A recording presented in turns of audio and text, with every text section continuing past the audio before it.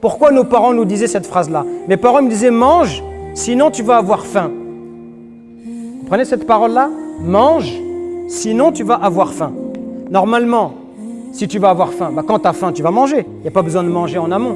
Mais quand on comprend d'où nos parents ils ont grandi, dans quel contexte ils ont vécu, ils sont nés dans les années 40, 50. À l'époque, il n'y avait pas assez à manger au bled. Les gens ne mangeaient pas à leur faim. Donc quand il y avait à manger, il fallait manger. Parce que tu n'étais pas sûr de pouvoir trouver demain un repas.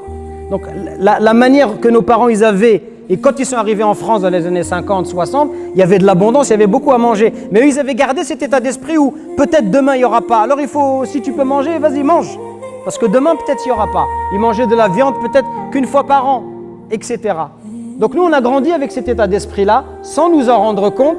Et sans nous en rendre compte, nos assiettes, on mange beaucoup. Et le fait de te marier par exemple, pour moi, alors je ne vous dis pas que j'ai réussi, mais en tout cas j'en suis conscient, de se dire que on ne doit pas manger autant.